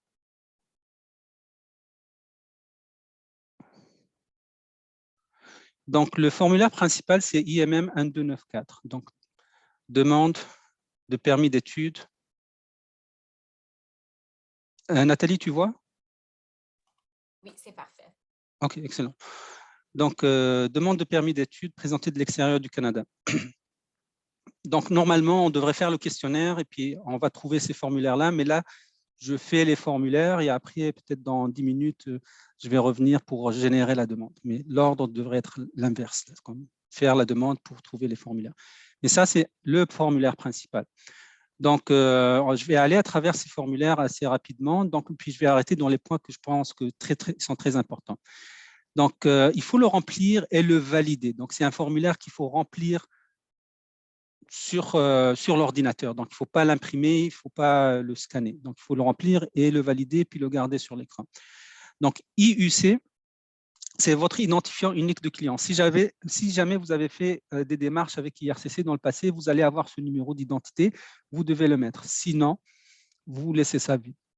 Dans quelle langue vous voulez être servi? En français? Après, comme je disais tout à l'heure, c'est un exemple fictif. Vous allez rentrer votre nom, prénom. Il y a eu d'autres versions, si vous avez eu d'autres noms et prénoms, il faut l'indiquer ici, puis il faut montrer c'était quoi les autres noms. Donc après, les identifiants, donc sexe, date de naissance, pays de naissance, ville de naissance, citoyenneté. Donc la citoyenneté ici, si vous êtes un binational, si vous avez plusieurs nationalités, vous devez mettre la citoyenneté du passeport que vous allez utiliser. Donc si vous êtes français et marocain et que vous voulez utiliser votre passeport français, alors écrivez France. Donc il faut choisir une citoyenneté. C'est avec ce passeport-là qu'on va traiter votre demande. Donc, pays de résidence actuelle, donc là où vous êtes physiquement maintenant, et c'est quoi votre statut? Donc, dans ce cas-là, c'est Algérie, puis vous êtes citoyen. La question par la suite, avez-vous vécu ailleurs plus que 6 mois à l'extérieur de chez vous, à l'extérieur de votre pays de résidence ou bien de citoyenneté? Donc, si vous n'avez pas vécu ailleurs, vous allez dire non. Si vous avez vécu dans un autre pays plus que 6 mois, vous allez l'indiquer, puis c'était quoi le statut? Pour la question 9, où est-ce que vous voulez faire la demande? Donc, dans votre pays de résidence ou bien ailleurs. Donc, 95% des cas, on va dire oui, je veux dans le pays de ma résidence. Mais disons, si je reviens à l'exemple du binational français-marocain, si vous êtes français puis vous vivez au Maroc, vous voulez que votre demande soit traitée par le bureau responsable de la France, vous allez écrire le pays de citoyenneté. Donc, vous allez dire un nom ici. Donc, ça va aller. Ça peut être une stratégie des fois, mais majoritairement du temps, vous êtes citoyen du pays où vous résidez, donc ça va être simplement oui. État matrimonial, on va prendre l'exemple d'un célibataire, donc jamais marié, mais si c'est le cas, il faut indiquer ici que vous étiez marié, puis c'est quoi le nom du conjoint. Les langues, donc c'est quoi votre langue? Il y a toute une série de langues, là, toutes les langues connues, en tout cas plusieurs. Et puis après, dans quelle langue officielle du Canada vous voulez être servi? Vous pouvez parler. Donc français. Le numéro de passeport, ici, ça c'est une question où il y a beaucoup d'erreurs des fois. Donc le pays ou territoire de délivrance. Donc si vous êtes un Algérien qui vit en France et que le passeport a été imprimé au consulat d'Algérie à Paris, vous n'allez pas écrire France ici. Donc, la question réfère réellement au pays, donc le pays de citoyenneté. Après, c'est les dates de délivrance et d'expiration. Si vous avez une carte nationale d'identité, c'est la place pour la mettre ici, sinon vous allez dire non. Les coordonnées, donc l'adresse, ils ne vont pas vous écrire, mais faites attention pour bien saisir cette information-là, si c'est la même adresse postale que domiciliaire. Mais ce qui est important, c'est d'avoir une adresse email. Très, très important. C'est la communication, majoritairement, va se faire par email pour vous notifier, pour vous dire, avertir qu'il y a un message dans votre portail. Donc, essayez de mettre vraiment une adresse courriel que vous consultez souvent. Les études prévues au Canada, donc, Université d'Ottawa, Et puis quel niveau baccalauréat, puis plus ou moins quel domaine. Il n'y a pas beaucoup de choix ici, mais essayez d'être le plus précis. L'adresse du Canada, de l'université au Canada. Et puis ce numéro-là, c'est le numéro d'établissement désigné. Donc chaque établissement qui est reconnu par Immigration Canada a son numéro. Donc ça, c'est le nôtre. Et puis vous allez le trouver, ce numéro-là, dans l'offre d'admission, dans le document B, la dernière feuille là, de l'offre d'admission. Après votre numéro étudiant, et puis la durée prévue des études. Donc, prévoyez normalement 4 ans pour un baccalauréat, et puis donnez-vous aussi un 3 mois supplémentaire de la fin de vos études. Donc, si vous finissez vos études en hiver 2025, donc ça sera avril 2025, demandez un permis qui va jusqu'au 31 juillet. Donc, donnez-vous 3 mois supplémentaires pour pouvoir faire la transition et puis quitter le Canada, en tout cas, ou bien rester si vous voulez rester pour un permis de travail. Le coût des études, ça, c'est une question qui revient souvent. Donc, ça doit couvrir les coûts des études pendant une année. Donc, les frais de scolarité. Donc, ça, vous pouvez le savoir avec le calculateur des frais des études. C'est un site web qu'on a ici sur le site de l'Université d'Ottawa. Donc, c'est un calculateur qui vous dit combien vous allez payer pour le programme. Et puis, les frais de logement. Les frais de vie, vous pouvez mettre carrément 10 000 $. C'est à peu près 850 par mois. Donc, ça, c'est ce qu'on IRCC estime le coût de vie pour un étudiant. Ça peut être plus cher, mais réellement, 10 000 $, ça devrait être assez pour l'exercice. Donc, 10 000 pour les frais de scolarité ou bien selon les frais de scolarité réels, vraiment, que ça va coûter, plus le coût de logement en repas, vous pouvez mettre 10 000. Bref, en totalité, vous devez avoir ici les fonds disponibles en banque, un montant qui est plus large que le coût de vos études. Question 6, qui est en train de financer ça? Bon, ça peut être parents, ça peut être vous-même ou bien autre. Puis si c'est autre, il faut spécifier. Scolarité. Donc, on parle, est-ce que vous avez eu des études postsecondaires? Notre exemple, c'est quelqu'un qui vient du lycée. Vous allez simplement dire non, je n'ai pas de scolarité postsecondaire, mais si c'est le cas, vous allez le dire. Et puis ici, il faut couvrir 10 ans de votre vie d'activité. Qu'est-ce que vous avez fait dans votre vie dans les 10 dernières années? En général, vous êtes étudiant ou bien élève, vous étiez au primaire, secondaire, vous allez devoir couvrir 10 ans de votre vie étudiante ou bien à titre de salarié, travailleur ou bien sans emploi.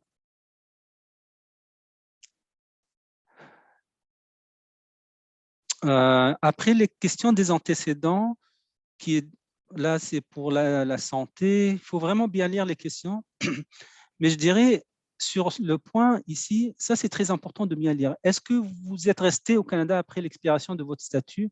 Avez-vous fréquenté l'école sans permis? Est-ce que vous avez travaillé sans permis de travail? Donc, c'est très important de déclarer vraiment bien ici, là, oui ou non. Donc, si vous n'étiez pas au Canada jamais, vous allez écrire non. Mais si vous avez travaillé sans autorisation, écrivez oui, puis expliquez le pourquoi. Est-ce que vous avez été refusé un visa pour le Canada ou tout autre pays? C'est là où je vois souvent des gens qui ne lisent pas la question au complet.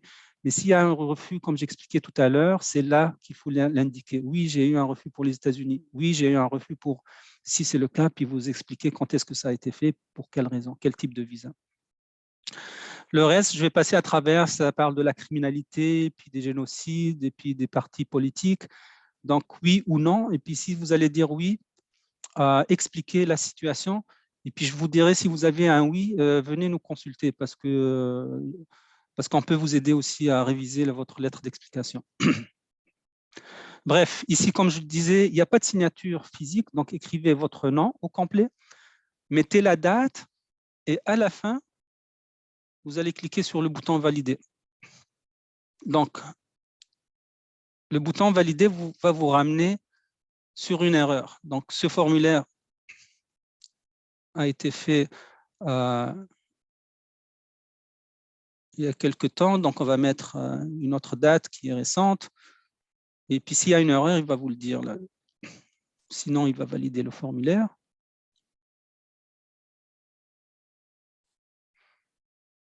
Et voilà, donc le formulaire est validé et ça va vous donner à la fin de ce formulaire une liste de codes barres. Vous sauvegardez ça et vous allez le téléverser dans le portail. Deuxième formulaire qu'on va faire, c'est l'annexe. Demande de visa résident temporaire. Donc ça, c'est un formulaire obligatoire quand vous faites la demande de l'extérieur. Et si vous êtes ressortissant d'un pays pour lequel les citoyens doivent avoir un visa, c'est rapide, c'est vraiment rapide. C'est des questions oui ou non. Est-ce que vous avez fait du service militaire? Est-ce que vous avez été membre d'une organisation terroriste, tout ça là. Donc c'est vraiment ça va être des noms. Et s'il y a un oui, vraiment, encore une fois, venez nous consulter, puis vous validez. Donc c'est mieux de nous en parler. Donc ça, c'est pour le visa. C'est un questionnaire de sécurité. Un autre formulaire qui est le dernier, je pense, c'est l'information sur la famille. C'est pas pour tous les pays, par exemple, mais c'est souvent, vous allez le voir là, pour la majorité des pays. Donc, on veut savoir l'information sur vos parents, puis la famille proche. Donc, première case. Puis ça, c'est très important de bien le remplir. Donc, les gens oublient souvent d'écrire leur pays de naissance. C'est Algérie. Donc, si vous êtes né en Algérie, pas la ville. Okay. Les gens oublient aussi d'écrire une adresse complète. Donc, l'adresse complète inclut votre pays. Donc, pas juste 1, 2, 3 rue de Paris. Alger, là, non. Donc, avec le code postal, si c'est possible. Donc, la situation de cet étudiant, il est célibataire. Après, les parents. Donc, vous allez écrire votre mère, père. Et puis les adresses, puis s'ils sont leur profession, leur adresse. Par la suite, ici, si vous n'avez pas de conjoint, comme dans ce cas-là, quand vous allez imprimer ce formulaire, en tout cas, il faut l'imprimer différemment de l'autre. Celui-là, à la fin, vous allez imprimer, vous allez signer, vous déclarer que vous n'avez pas d'époux, vous n'avez pas de conjoint de fait. Donc, c'est une déclaration et une signature à ce niveau-là. Il ne faut pas l'oublier. Par la suite, sur les enfants. Vous n'avez pas d'enfants. Si vous avez des enfants, vous allez les inscrire ici. Mais encore une fois, on parle d'un jeune de 19 ans qui n'a pas d'enfant. Encore une fois, une déclaration, je déclare que je n'ai pas d'enfant naturel ni adopté. Puis vous allez signer ici. Enfin, la deuxième page, c'est une déclaration sur la complétude des renseignements, la véracité des renseignements. Vous allez signer que tout est vrai. Vous imprimez les deux formulaires, vous les signez et vous allez les scanner. Après, vous allez le téléverser. Donc ça, grosso modo, c'est les formulaires qu'on doit avoir. Je l'ai fait en temps record, là, je pense. Mais là, je vais essayer de revenir, à la demande ici. J'espère que le site est ouvert. Ça arrive et puis c'est stressant. C'est frustrant, en fait, là, des fois, quand on veut compléter une demande. OK, donc on revient à la clé GC. Il faut être patient, il faut être patient. Et l'information, on rentre. Ouf, ça ne marche pas. OK, ce que je vais faire, ils disent de vider le cache.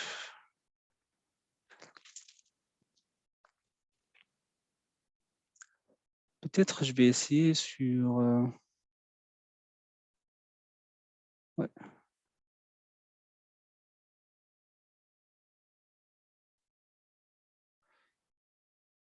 Bon, désolé.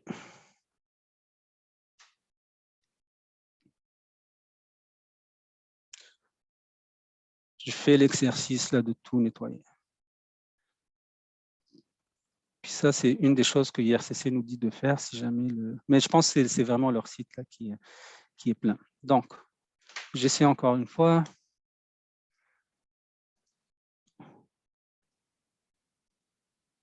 Et je vous remercie de votre patience. Français.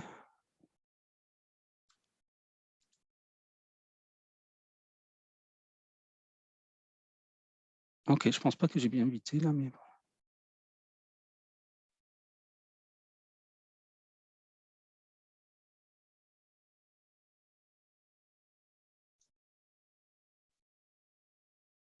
Oui, je suis dedans.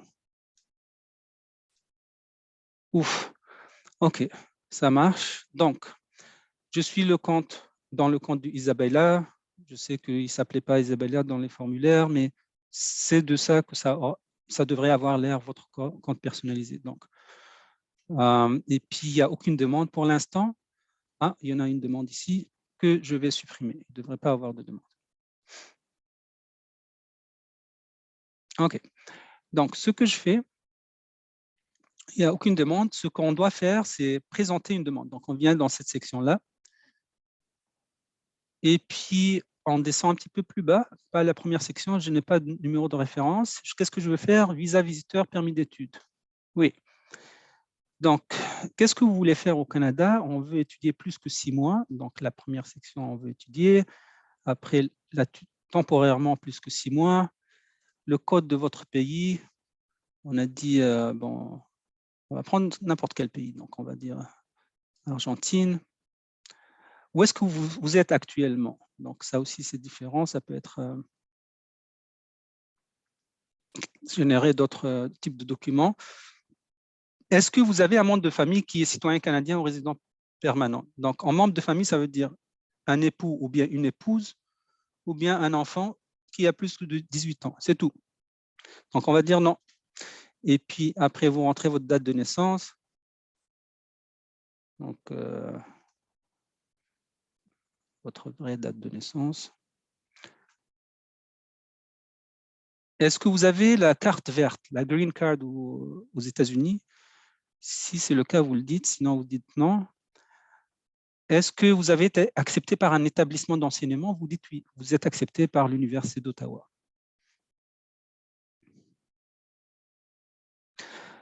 C'est quoi votre état civil? Donc, vous cherchez, dans ce cas-là, célibataire, jamais marié.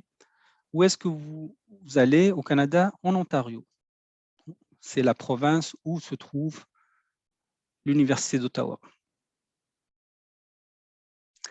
Bon, il nous donne 2 choix. Donc, ça, c'est un choix. Ça, c'est la première partie du questionnaire. On continue avec ça. Donc, étudiant permis d'études. On va avoir un petit peu plus de questions. Et on va avoir notre liste de documents. Est-ce que vous avez un permis de travail, un permis d'études valide et vous avez besoin d'un visa pour revenir au Canada? Non.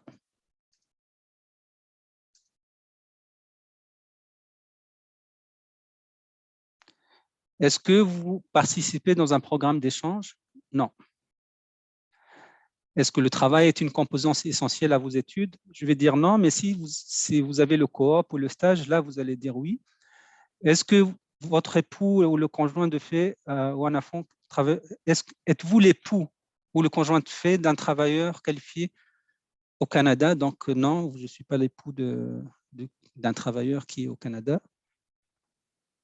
Et puis, est-ce que vous avez une de ces bourses-là? Non.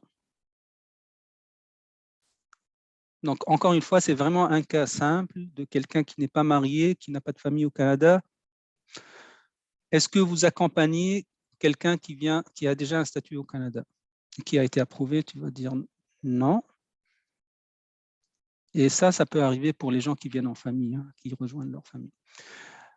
Est-ce que vous avez déjà fait une infraction criminelle, arrêté, accusé, été coupable d'une infraction dans n'importe quel pays? Non. Si c'est le cas, il faut le déclarer, puis il faut l'expliquer. Avez-vous subi un examen médical par un médecin désigné par IRCC dans les 12 derniers mois? Non. Est-ce que vous avez visité un des pays désignés? Donc, vous devez savoir pendant plus que 6 mois consécutifs dans la dernière année. Donc, si vous êtes dans un pays désigné, puis la liste, comme je vous ai montré, elle est dans la présentation, vous allez dire oui ou non. Donc, je vais juste dire non pour l'exemple, mais sinon, vous allez dire oui si c'est le cas. Voulez-vous présenter une demande pour un membre de famille? Ça s'applique si vous avez des enfants ou un époux. Donc, on va dire non. Est-ce que vous donnez accès à votre demande à quelqu'un d'autre? Non. S'il y a un représentant, vous pouvez dire oui, mais dans ce cas-là, c'est non. Au cours des 10 dernières années, est-ce que vous avez donné vos empreintes digitales? Donc ça, c'est la biométrie. Vous allez dire non. Des frais sont associés à la demande. Est-ce que vous allez les payer? Oui. Est-ce que vous pouvez numériser, scanner les documents? Oui. Est-ce que vous allez payer avec une carte de crédit? Oui. Puis ça, en passant, ça peut être votre carte ou bien la carte de quelqu'un qui va le faire pour vous. Voilà, donc là, on est presque. Ça, c'est l'assemblage de la demande. Si vous avez fait une erreur, vous pouvez toujours venir ici au crayon et puis modifier. Donc, on descend vers le bas. La demande est bien bâtie. Je suis satisfait. Je continue. Ici, c'est des explications comment faire la demande. Lisez ça bien, comment scanner, téléverser, la taille des documents. Et voilà la liste de contrôle personnalisée. Ça, c'est la vôtre. Donc, le document IMM 1294 qu'on a vu, le formulaire lui-même, et une fois qu'il est rempli, puis une fois qu'il est validé, vous pouvez le téléverser ici. Et puis, information sur la famille, encore une fois, vous pouvez le téléverser.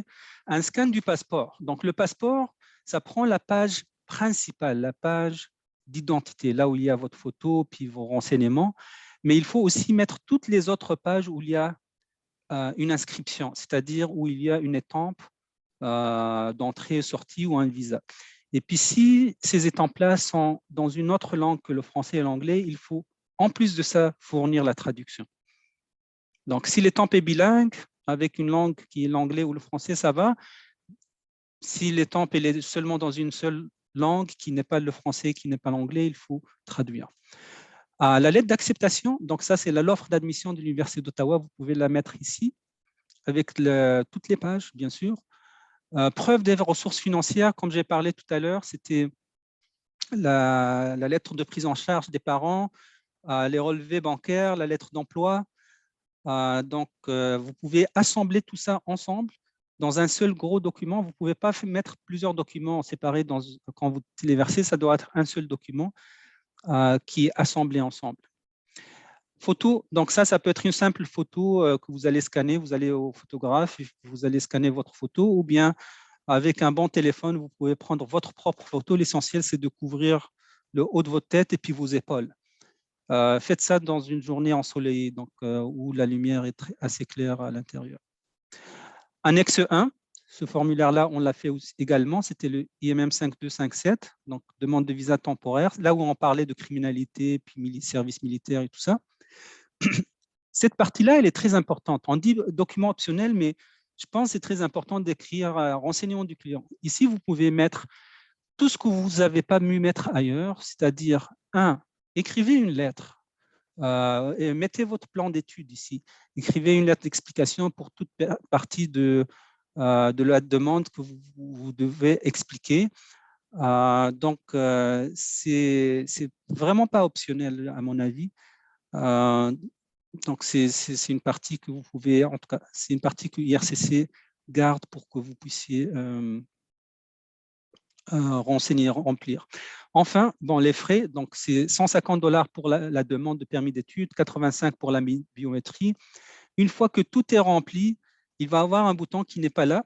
Pour continuer vers la page de déclaration, vous allez déclarer électroniquement, vous allez signer électroniquement que toute l'information est complète et véridique. Et par la suite, vous allez à une autre page de paiement. Et dès que vous allez soumettre la demande, en dedans de 24 heures, vous allez recevoir un reçu, un accusé de réception qui dit voilà, la demande a été envoyée, voilà votre numéro de demande et attendez. Donc ça, c'est en gros là, la demande. Donc pour nous joindre, là, donc, on a des séances hebdomadaires chaque semaine. On appelle ça SOS Immigration. Il y a un consultante en immigration qui est là, qui répond à vos questions. Mais c'est des séances de groupe, donc il n'y a pas vraiment de confidentialité. Vous pouvez nous écrire par courriel à UOINTL les questions, on va vous répondre. Nos délais sont relativement rapides. Et puis sinon, vous pouvez également demander une rencontre si c'est une question vraiment particulière et puis vous avez besoin de soutien. comme réviser une explication, vous avez un dossier criminel ou bien un refus passé, tout ça. On a aussi bâti une très belle foire aux questions, vraiment, vraiment, moi je suis fier de ça, du travail d'équipe qu'on a fait. Ça répond essentiellement à tout. Prenez le temps de le lire. Regardez également nos enregistrements, on a des séances vidéo, comme la vidéo qu'on est en train de faire aujourd'hui. Donc, j'espère que cette présentation, je sais qu'on a inversé, puis c'est en cours après le temps, mais j'espère que ça vous donne une très bonne idée là sur les démarches à faire. Mais le plus important, c'est qu'on est là pour vous durant toute la démarche, jusqu'à ce que vous arrivez. Et puis, on est là aussi pour vous durant votre séjour. Donc, il faut que tout se déclenche correctement, puis votre séjour soit le plus soft ou bien le plus léger possible, puis vous allez vous concentrer sur vos études. Donc, encore une fois, par courriel ou bien venez simplement au SOS Immigration. On a souvent du temps pour vous répondre à tout le monde qui vient. C'est 1h30 de présence hebdomadaire. Donc, voilà. Je vous remercie. Je pense qu'on a couvert toutes les questions. Puis, je vous dis au revoir et puis à la prochaine.